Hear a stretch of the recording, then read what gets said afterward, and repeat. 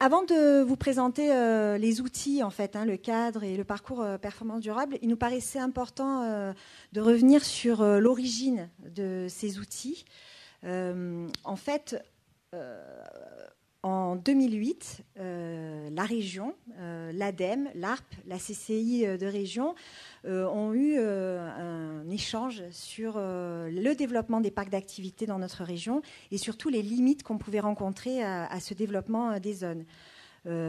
Annabelle Gégère l'a dit tout à l'heure, raréfaction du foncier, développement anarchique de ces territoires d'activité, non-réponse aux besoins des entreprises. Donc un certain nombre de constats qu'on se faisait entre partenaires, des constats sur lesquels Aurélie va revenir de suite après.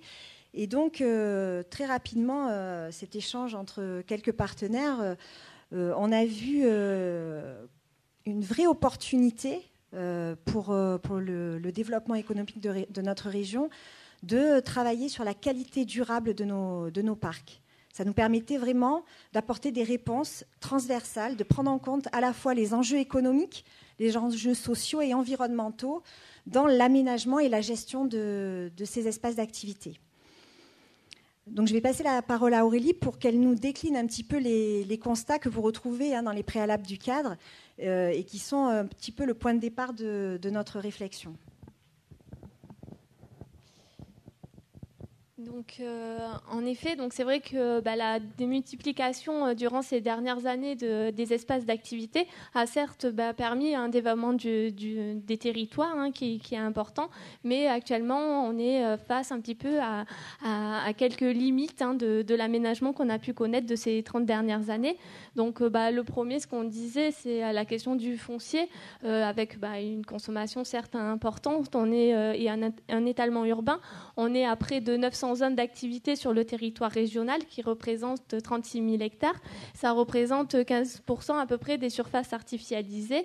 Mais surtout, ce qu'on constate, c'est des zones d'activité qui sont peu denses. Et c'est surtout ça aussi qu'on veut accentuer. C'est ce qu'on disait, finalement, ce que Bernard Morel il disait, c'est que finalement, on s'étale sur l'horizontale et on a du mal à construire du coup sur la verticale. Par contre, ces chiffres-là, c'est aussi un petit peu à mettre en bémol parce que c'est des chiffres régionaux, mais on s'aperçoit qu'il y a quand même aussi une grande disparité en fait entre les territoires au sein même de la région. Donc, si on prend effectivement le territoire du département des Bouches-du-Rhône, on voit que finalement la surface des zones d'activité de ces départements représente à lui seul 73% de la surface totale des zones d'activité à l'échelle régionale. Donc, si on compare à aujourd'hui dans le département des Alpes de Haute-Provence avec 53 zones d'activité. La surface des zones d'activité du 0,4 représente 2% de la surface des zones d'activité à l'échelle régionale.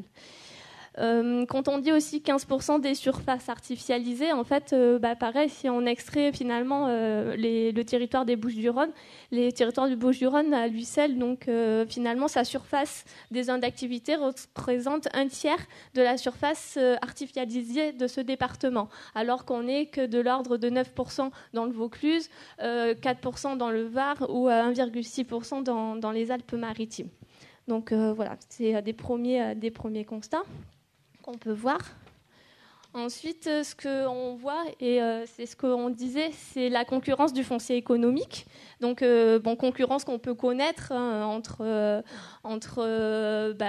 l'activité, le logement, et toutes les infrastructures, mais aussi, en fait, au sein même du foncier d'activité, il y a une concurrence entre les activités. Du foncier d'activité, il en a été créé pendant ces dernières années. On est finalement de l'ordre de ce que peut être créé dans les autres régions, que ce soit Languedoc-Roussillon ou même Midi-Pyrénées. Mais en fait, ce foncier, c'est ce que disait Bernard Morel, c'est vrai qu'il nous a fait une belle introduction, c'est que finalement, il a été plus orienté vers des activités tertiaires ou commerciales et non pour des activités productives.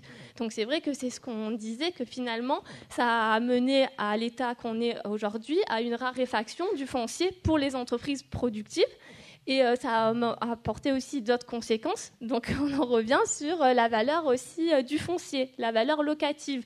Merci à l'EPF pour les chiffres qu'ils m'ont donnés, mais on est donc au niveau du tertiaire et du bureau, on a une valeur locative entre 120 et 300 euros la location, alors que sur un local d'activité, on n'est que de l'ordre de 80 euros. Et si on passe carrément à l'entrepôt logistique, on n'est qu'à 45 euros. Donc, et d'autant que, comme on me dit souvent, évidemment, en plus, les bureaux, ça peut se monter d'étage. Donc, on voit très bien que c'est beaucoup plus rentable d'aller faire du tertiaire et du commerce qu'aller faire du bâtiment d'activité ou même de la logistique.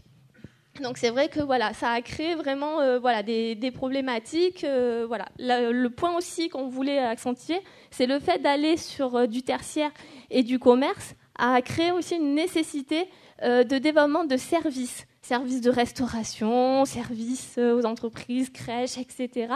Des commerces de proximité que finalement on retrouvait dans les centres urbains et que du coup on a déplacé vers les zones d'activité qui a du coup aujourd'hui créé une concurrence à la dynamique des centres urbains. L'autre limite qu'on voit, c'est le vieillissement des zones d'activité. On est en moyenne avec des zones de près de 30 ans où on a une qualité qui est assez, on va dire, médiocre et qui fait aussi que du coup, on constate un manque de moyens humains et financiers finalement pour la gestion et l'animation des zones d'activité. On a aménagé la zone, c'est très bien, mais après, c'est tout le devenir de la zone d'activité sur lequel il faut se pencher. Pour que cette zone d'activité garde une qualité dans le temps et une attractivité. Parce que qui dit qualité dit aussi également attractivité de cette zone d'activité.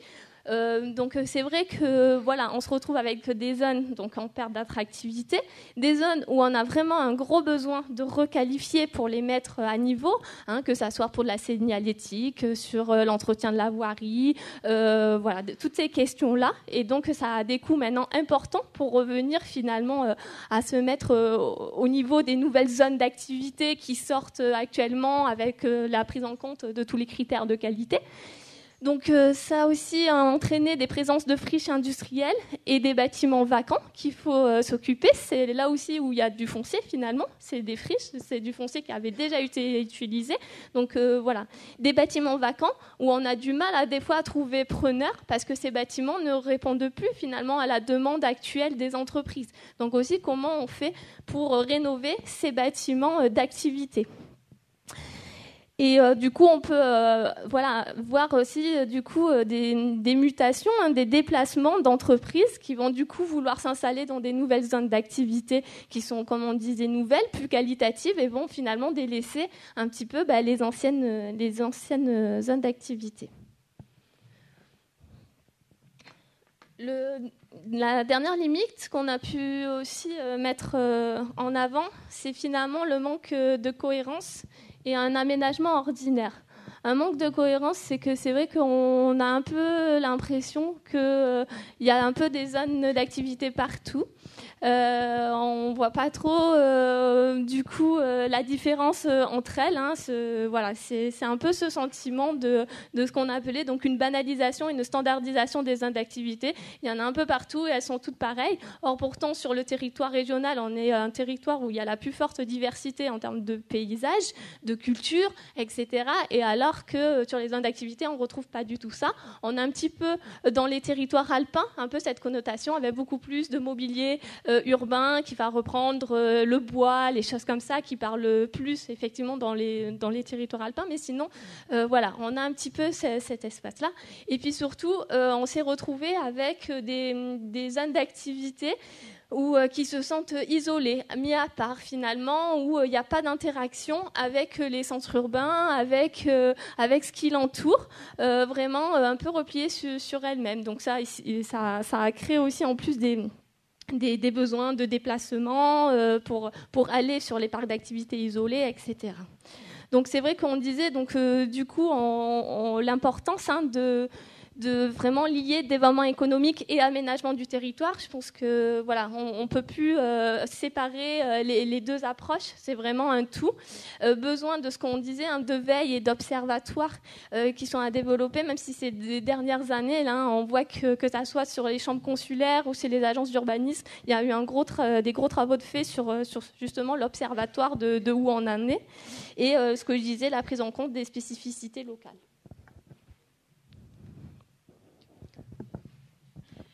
Donc voilà, donc face à ces constats, les partenaires, la région, la direction économie de la région, l'ADEME, la CCI de région et l'ARP ont souhaité créer un réseau d'acteurs, le réseau Zone d'activité et développement durable, pour essayer d'avoir une culture commune, de confronter les discours et de vraiment essayer de trouver des solutions concrètes pour répondre à ces enjeux.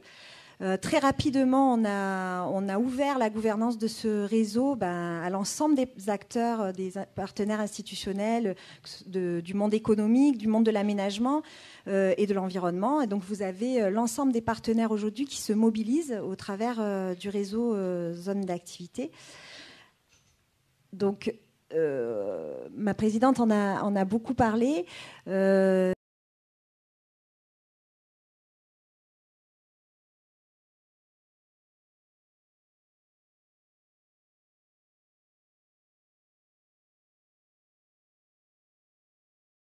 Un rôle de sensibilisation en fait, des acteurs.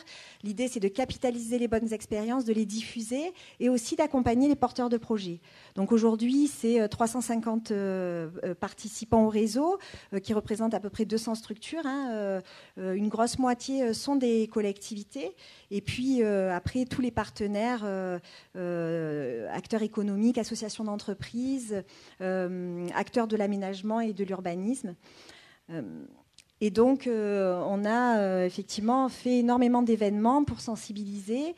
On a accompagné aussi à la demande donc, une vingtaine de projets sur des démarches type système de management environnemental ou c'est sur des démarches plus ponctuelles de gestion collective des déchets. Enfin, vraiment, on avait tout type de démarches. Et puis, on a essayé aussi de donner de la lisibilité à ces démarches volontaires, donc avec la création de trophées RSE Parc d'activité qui font écho au trophée RSE Entreprise. Et donc, ce gros travail de sensibilisation a fait bien évidemment avancer les choses, comme je vous disais, a créé une culture commune, mais l'opérationnalité, la mise en œuvre des actions restait difficile. Et c'est pour ça que les acteurs ont vraiment souhaité aller plus loin et créer un cadre de référence. Donc, un cadre de référence régional. L'idée, c'était de vraiment avoir d'abord une définition commune de ce qu'était un parc durable, parce qu'effectivement, dans la bouche des différents acteurs, on n'y mettait pas les mêmes choses. Quand la CCI disait parc d'activité durable, ou l'agence d'urbanisme disait parc d'activité durable, on n'avait pas la même définition. Donc en fait, on a passé pas mal de temps à créer une définition commune. Et on a voulu aller encore plus loin en écrivant ce cadre de référence où là, on pouvait retrouver des retours d'expérience, des bonnes pratiques et donner envie aux acteurs de la région de passer à l'action. Et puis, bien évidemment, la deuxième chose pour aller plus loin, c'est le parcours performance durable. Ce parcours qui est en fait une déclinaison du cadre, qui est vraiment là pour aider les acteurs de terrain à mettre en œuvre des actions. Et ce qui est tout à fait important pour ces deux outils, et ça a été dit en introduction, c'est qu'ils sont vraiment inscrits dans la politique régionale, donc dans cette fameuse délibération qui a été prise en avril par la région sur le foncier économique. Donc je vais laisser Aurélie présenter ces deux outils. Donc, pour commencer, je vais présenter le fameux cadre de référence régional. Je dis fameux parce que voilà, je fais un petit clin d'œil à toutes les personnes qui ont travaillé dessus et qui ont mis du temps à le voir venir. Donc voilà, ça y est, il est sorti. Donc c'est vrai que, comme disait Audrey, on a fait de l'accompagnement de projets donc, dans le cadre du réseau Zen d'activité, mais la première question qu'on me posait finalement c'était oui mais d'accord, mais c'est quoi un parc d'activité durable et qu'est-ce que je dois mettre en œuvre? Donc c'est vrai que voilà, quand il y a eu une personne, 2 personnes, 3 personnes qui m'ont posé cette question, à un moment donné c'est vrai que c'est là où on s'est dit que ce serait intéressant qu'on réfléchisse concrètement à définir ce que c'est et derrière décliner les actions que les gens peuvent mettre en place pour arriver à un parc d'activité durable. Donc le cadre de référence régional, finalement, alors qu'est-ce que c'est? Donc on disait une définition commune, hein, ça c'est très important parce que c'est un document qui a été partagé par un ensemble d'acteurs. Hein, c'était donc que ça soit des acteurs du développement économique, de l'aménagement, de l'urbanisme, de l'environnement. Donc c'est vrai qu'on s'est tous mis autour de la table et on s'est dit du coup il faut faire cette définition et on va créer ce cadre de référence. C'est surtout un document aussi qui s'appuie sur les démarches existantes. On a sur le territoire régional 2 départements, donc le département du Vaucluse qui ont un label Écoparc Vaucluse. On a le département du Var avec le label qualité Écovar. Et il était important qu'on s'inspire, qu'on aille dans les mêmes directions que ce que ces départements-là portent comme message. Donc vraiment, on a travaillé en lien avec ces démarches existantes pour les intégrer à la réflexion et qu'on aille tous dans le même sens. C'est un document, comme on dit, donc, de préconisation pour la mise en œuvre. On veut vraiment que les gens, voilà, ils puissent. On a essayé d'être le plus exhaustif possible dans les champs d'action qu'on peut mettre en œuvre pour atteindre un parc d'activité durable. Après, voilà, pour vraiment avoir cette approche globale, hein, donc je vais vous détailler par la suite justement ces différents axes d'action. Mais voilà, l'idée c'est ça. Après, effectivement, selon sa volonté, selon ses orientations, ses contraintes, les personnes peuvent piocher sur des idées, sur certains axes, plus ou moins. Voilà. Et puis, donc, qui dit préconisation, aussi, on voulait quelque chose de très opérationnel.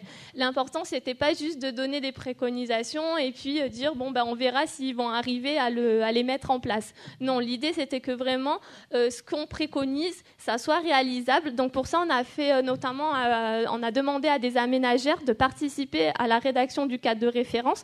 Donc, notamment, je remercie donc, le syndicat mixte de l'Arbois et le groupe Barjane, donc aménageur public et un aménageur privés qui nous ont été un peu garants de la réalité terrain pour nous dire en effet ce que vous préconisez, c'est faisable ou c'est pas faisable. On s'est aussi beaucoup inspiré, enfin on a surtout beaucoup recueilli toutes les actions qui étaient déjà faites sur le territoire régional, toujours pour montrer que c'est possible, que ça existe, qu'il y a déjà des actions qui sont menées et le plus souvent en PACA. Donc ça, c'était très important pour nous. Donc finalement, à qui il s'adresse-t-il ? Il s'adresse aux élus et aux agents de collectivité qui ont notamment les compétences développement économique, aménagement du territoire, la gestion des parcs, etc. Il s'adresse aussi bien donc aux aménageurs, aux associations d'entreprises et finalement, je voudrais dire plus largement finalement à tout professionnel qui intervient sur les stratégies de développement économique et sur les stratégies d'aménagement et de gestion de parcs d'activité. Qu'est-ce qu'il contient ? Alors, il contient, comme on disait, des préconisations, mais pas que, des idées d'action, des retours d'expérience, des pistes à explorer et des outils. Donc, je pense que tout le monde a récupéré son exemplaire avant de rentrer dans la salle, donc vous pourrez feuilleter. Vous verrez tout au long, il y a des petits pictos qui vont vous rappeler si, du coup, on est sur une méthode à privilégier, si c'est une action innovante, si c'est un retour d'expérience, un zoom, des outils. Donc, ça va pouvoir vous guider tout le long du document.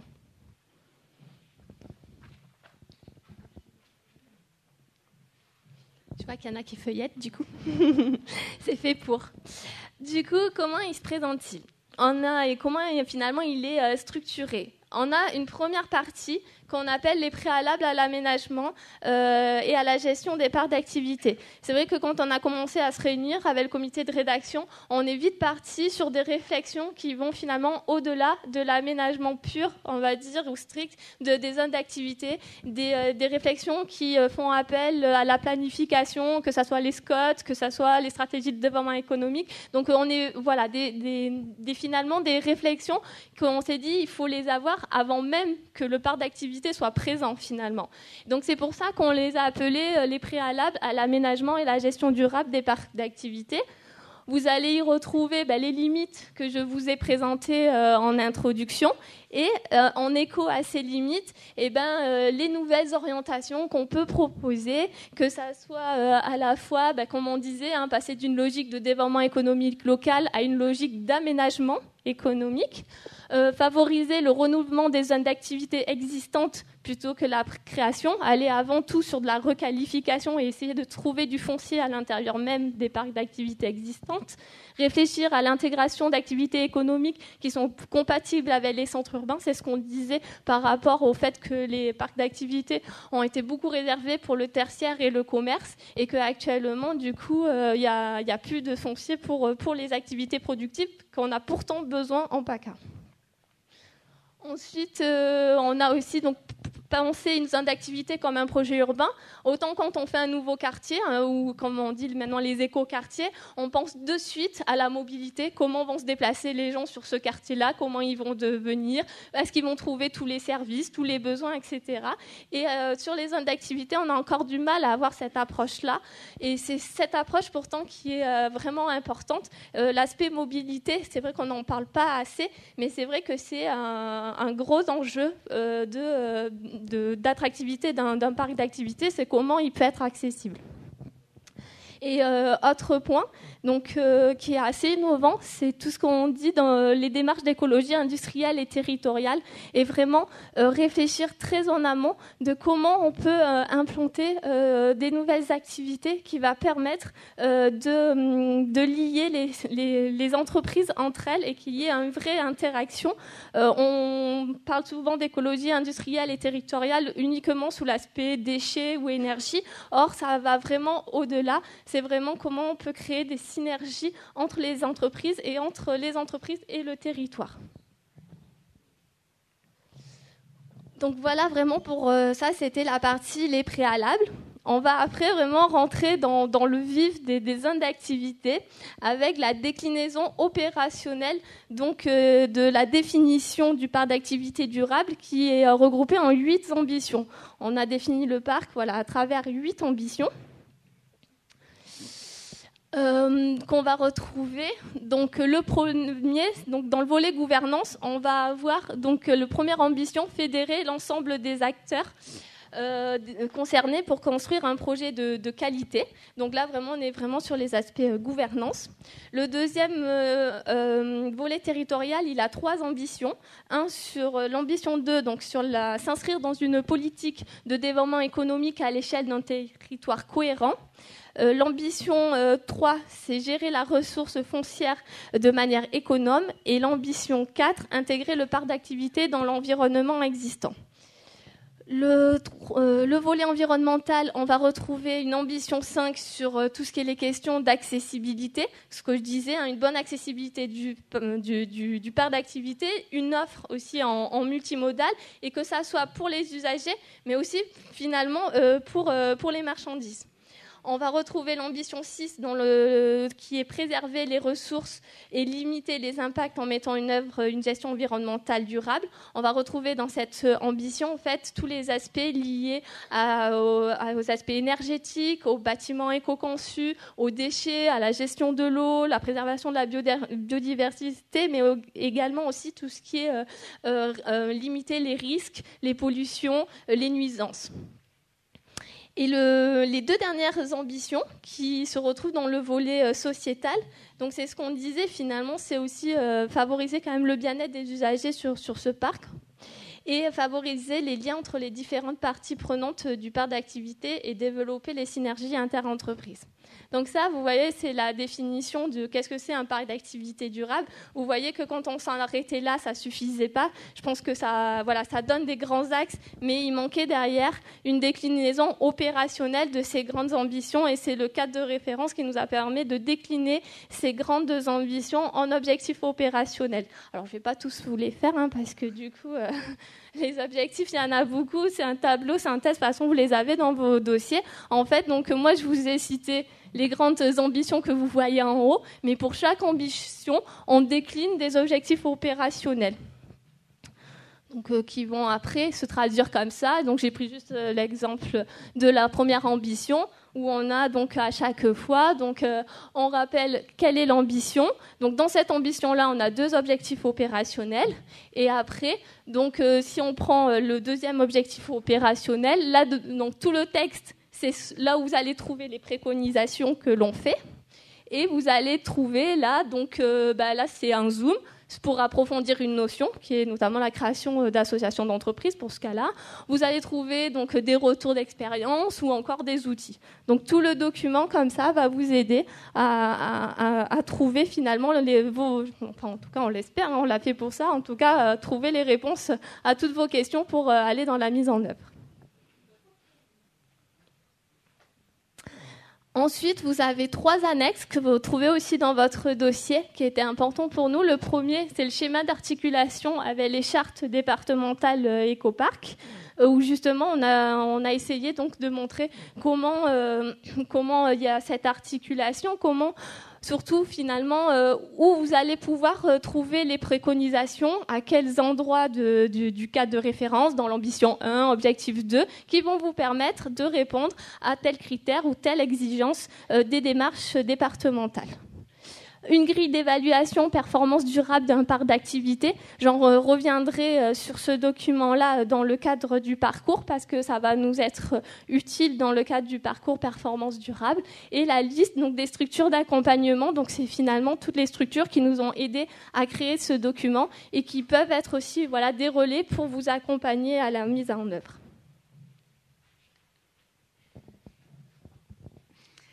Voilà, devant la richesse de cet outil, et afin qu'il ne reste pas un document de plus sur une étagère, les partenaires ont vraiment réfléchi à l'animation et à l'application sur le territoire, avec même des réflexions au niveau du conseil régional qui a des réflexions sur l'éco-conditionnalité de ces aides. Donc il y avait vraiment une vraie réflexion sur comment on arrive à appliquer ça sur les territoires. Et ce qui nous a paru le plus pratique, le plus intéressant, c'était de pouvoir créer un parcours pour les porteurs de projets, un parcours performance durable, donc à l'image effectivement de ce qui est fait pour les entreprises, pour les aider déjà à s'approprier les notions du cadre et puis à voir sur le territoire quel type d'action ils pouvaient mettre en œuvre et aussi comment les partenaires qui sont donc tous autour de la table de ce cadre pouvaient intervenir sur ces projets. Donc en effet, là c'est bien de rappeler aussi que ce parcours fait un peu aussi écho à ce qui existe déjà pour les entreprises pour améliorer leur performance et leur responsabilité. Donc effectivement, il y a un parcours qui a été lancé, performance et responsable en PACA pour les entreprises, pour les aider à améliorer l'intégration de la RSE, notamment dans les entreprises. Donc on s'est inspiré de ce qui a été fait pour les entreprises pour se dire, mais nous aussi, du coup, on veut accompagner les parcs d'activité à aller justement sur la mise en œuvre du cadre de référence et accompagner les porteurs de projets à améliorer leur performance du parc d'activité. Donc finalement, le parcours, c'est quoi ? C'est une assistance pour justement la mise en œuvre des préconisations du cadre de référence. C'est un processus d'amélioration continue sur mesure. Parce que vraiment, on va partir de là où en est le porteur de projet.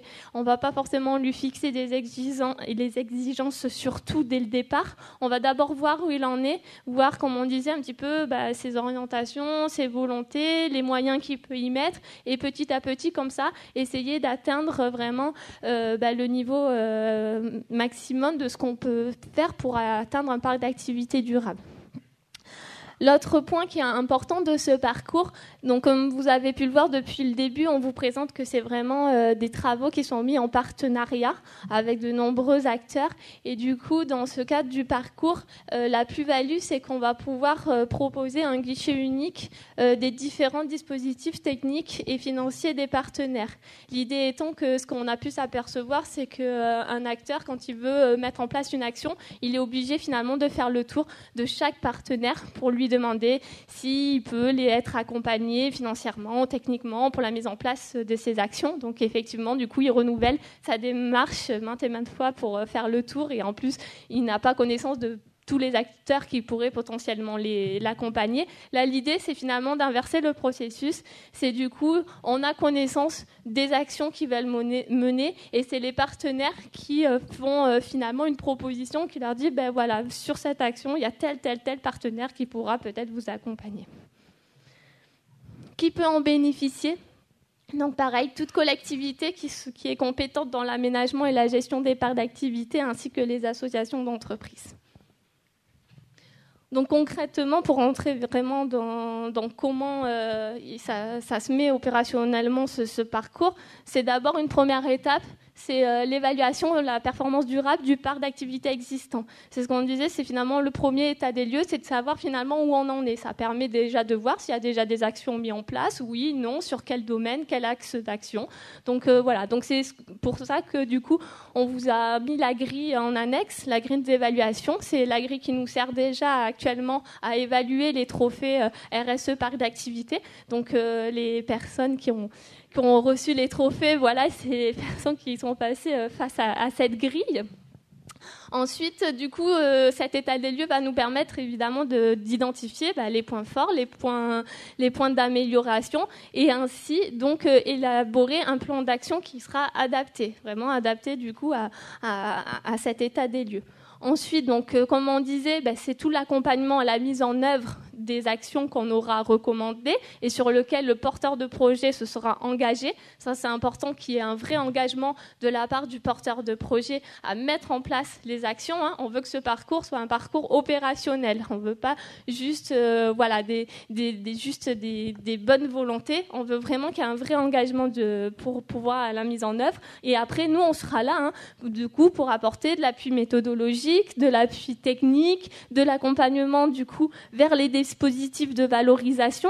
L'objectif, c'est qu'on accompagne tout le monde à atteindre le label du VAR, du Vaucluse, atteindre l'obtention d'un trophée RSE parc d'activité. Donc notre objectif final, c'est quand même ça, du coup. Et puis après, l'identification des aides financières est disponible. Pour finir, l'évaluation et la communication, on l'a mis là, mais ça sera tout le long finalement du parcours qu'il y aura une vraie communication, une vraie valorisation des gens engagés dans le parcours. Souvent, la question qu'on me pose, c'est un peu l'articulation qu'il peut y avoir avec les démarches qui existent. Il y a beaucoup de choses. Donc, en fait, on a essayé, donc j'espère que ça sera compréhensible, de faire un petit schéma pour dire, Donc, en fait, il y a le parcours. Le parcours, on veut du coup que ça soit une amélioration de la performance durable d'un parc d'activité. Après, le porteur de projet, il peut avoir deux entrées. Soit finalement, il veut vraiment s'engager sur une démarche globale de performance et viser, comme je disais, soit l'obtention d'un trophée ou d'un label. Donc là, on est vraiment sur une démarche globale. Il va essayer de mettre en place des actions sur toutes les ambitions que je vous ai citées. Après, on est conscient que c'est pas tous les parcs d'activité qui en sont à ce niveau-là, en termes de réflexion, en termes de moyens, etc. Donc, on peut aussi être orienté vers une démarche thématique, des actions ciblées. Donc là aussi, il y a des dispositifs qui peuvent être mis en place. On a les démarches des deux parcs portées par les CCI sur la gestion environnementale des parcs. On a donc l'EIT, l'écologie industrielle et territoriale. On a un appel à projet qui vient de sortir de la région et de l'ADEME sur cette thématique-là, ou la gestion des rejets industriels portée plus par l'agence de l'eau. Enfin voilà, donc c'est... Voilà, j'en ai mis que 3, mais évidemment, il existe une multitude sur les actions ciblées que vous voulez mettre en place. Voilà. Donc, je reste disponible si vous avez des questions. Je sais que ça fait beaucoup d'informations en peu de temps. On a essayé d'être clair, concis. J'espère que ça a réussi. Et en tout cas, si ce n'est pas le cas, de toute façon, on est là toute la journée pour répondre à vos questions. Et puis, même après la journée, du coup, vous êtes bienvenus dans le réseau zone d'activité si vous le souhaitez, pour pouvoir continuer à la mise en place des actions. Alors, par contre...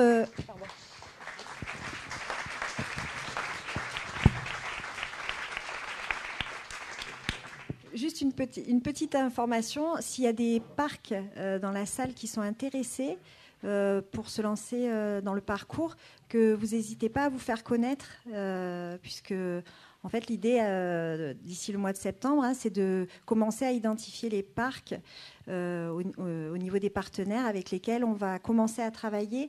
On s'est mis 10-15 parcs dans un premier temps, bien évidemment, pour commencer, et puis après, progressivement, on ouvrira le dispositif plus largement. Voilà, merci beaucoup.